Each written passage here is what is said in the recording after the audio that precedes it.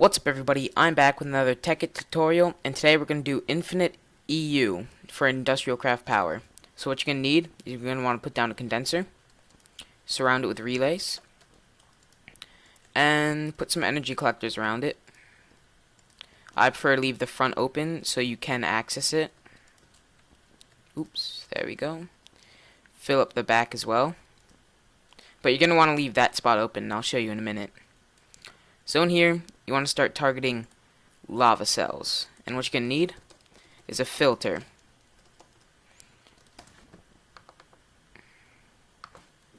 And you're going to want to place the filter right in the back, but you do need to adjust it. Oops. You use a screwdriver to adjust it. And you want it to show you the small hole.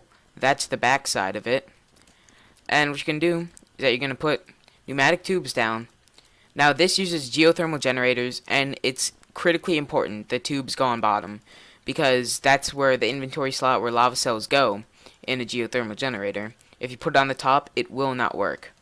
And this design, it can be infinitely expandable, so you can make it as big as you want it to be, depending on how much power you'll need. And I'll show you how to expand it. It's pretty easy. All you need is the materials, tubes, glass fiber cables, and geothermal generators.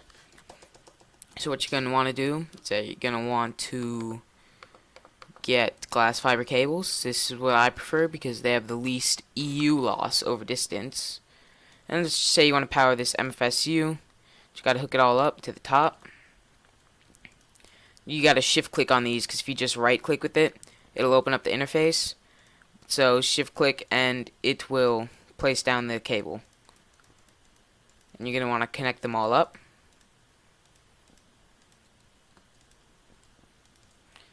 And put them over to the MFSU.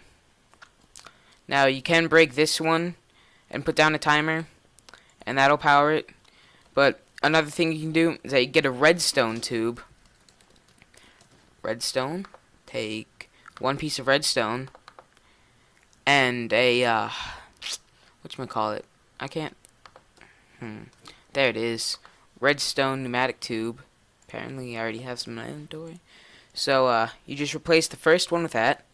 Put down a piece of redstone and then put down the timer, and it'll fill up.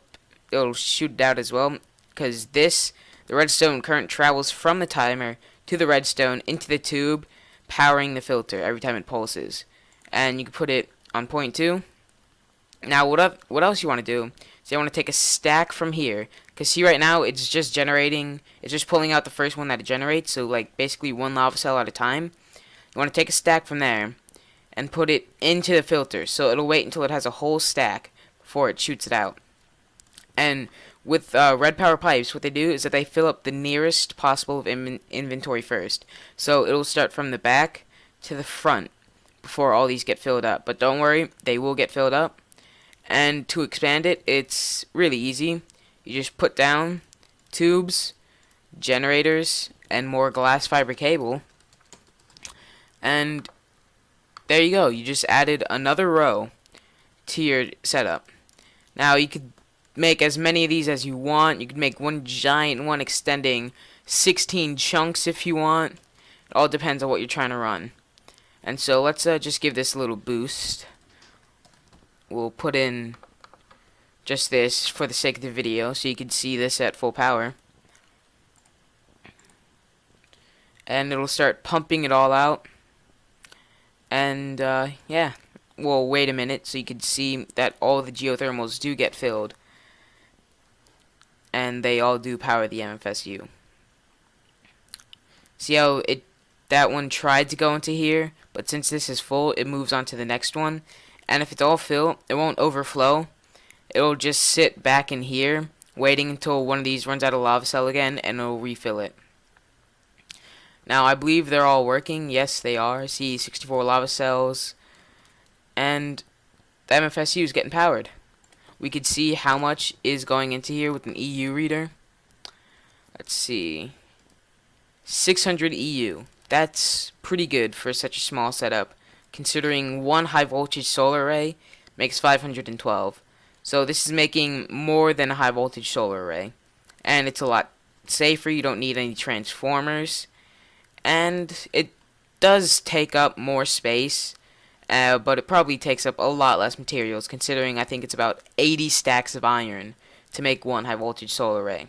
And it's a lot less of a pain in the ass to craft, because those solar arrays, they're really annoying to craft. Because considering one solar panel is pretty annoying to craft, you need to make 512 of those for one solar array, HV. And so yeah, doesn't make as much as a nuclear reactor, but if you set up enough of these, I'm sure it can exceed it. Like, I've put from here to, like, here in just a row of these, then it probably will make more than a nuclear reactor. And it's a lot safer. You don't have to worry about your base being blown up or your whole world. So, I'll see you guys next time with another Tekkit tutorial.